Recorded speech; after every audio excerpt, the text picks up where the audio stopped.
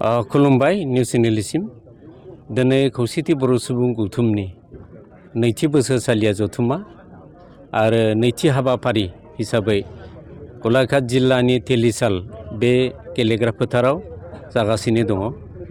दिनै गेवलां मेलाव जों आसा खालामदों जोङो मानिजाथाव बिटिसिनि चिफ हाग्रामा महिलारि बिथाङा गाहाय आलासि महरै नुजाफैगोन।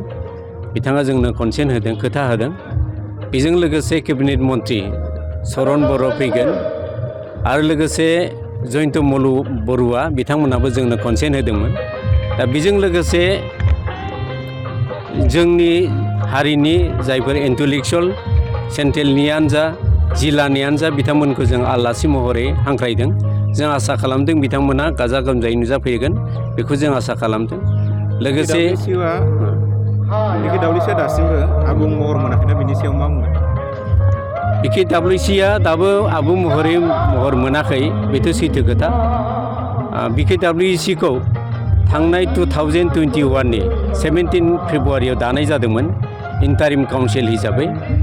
थांनाय बे फेब्रुवारिनि 16 थारिखआव 5 बोसोर जाबाय। दिनै दा 6 बोसोराव आगान सुरबाय। दा बिखिदाब्लिउसिनि जाखिनि खामानि मावनो थाखाय स्टेट गभर्नमेन्टआ बिथोन होदोंमोन। गिबियावनो अफिसियेल स्टाफखौ थि खालामनो लानाय, अफिसखौ सेटआप थि खालामना लानाय, बेजों लोगोसे बर' कसारि वेलफेयार अट'नमास काउन्सिलाव गामि सोसननाय, समस्ति दानाय एबा बियाब दानाय, लोगोसे भटार लिस्ट थि खालामनाय। दिनै जोङो नुनो मोनबाय मोनसेबो जाफुङाखै। बे दुखुनांथाव बाथ्रा। जों आसा खालामदोंमोन जे थाबैनो बिसायख'थि जायोमोनबा बोसोरसे बोसोरनैयावनो जुदि गामि नटिफिकेसन, भिलेज नटिफिकेसनखौ खुंनानै बा गासैबो जेंना जेथोखौ सुस्रांनानै बिसायख'थि जायोमोनब्ला बे जोङो दिनै बर' कसारि वेलफेयार अट'नमास काउन्सिलाव थानाय गासैबो 10 लाखनिख्रुइबो बांसिन बर' रायजो राजाफ्रा माखासे जौगाथायाव जोङो मोनगौमोन। आरो दुखुनांथाव बाथ्रा, दासिमबो नोंथांमोना बयबो मिथिगौ, जोंबो मिथिलायगौ जे बिटिसिनि बायजोआव जाखिनि गामि थालांनाय, जा बिटिसिजों जाखिनि हाबबाय सनितपुर जिल्ला आरो बिश्वनाथ जिल्ला, बे सनितपुर जिल्ला आरो बिश्वनाथ जिल्ला दासिमबो रोखायै बिथांमोनखौ बिटिसिनि बायजोआव बे जा हाबबाय बे हाबबाय, जे बिटिसिनि बायजोआव जाखालांनाय बेखौ दासिमबो रोखायैनो बिथांमोना नटिफिकेसन होआखै। दा बेफोरो दुखुनांथाव बाथ्रा। बेजों लोगोसे गवालपारा आरो कामरुप जिल्लानि जा बर' रायजो राजा बिथांमोनखौ लाफानानैबो बर' कसारि वेलफेयार अट'नमास काउन्सिलखौ इन्टारिम काउन्सिलाव सोसननाय जादोंमोन। नाथाय भिलेज नटिफिकेसननिफ्राय बिथांमोनखौ दानख'ना दोनदों। बेफोरो दुखुनांथाव बाथ्रा।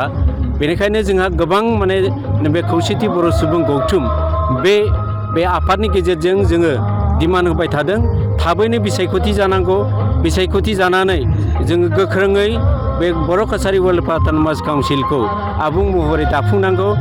बर' कसारि वेलफेयार अट'नमास काउन्सिलाव दिनैसिम दाजेननायनिफ्रायनो 13.5 क'रल' होदों। बे दुखुनांथाव बाथ्रा।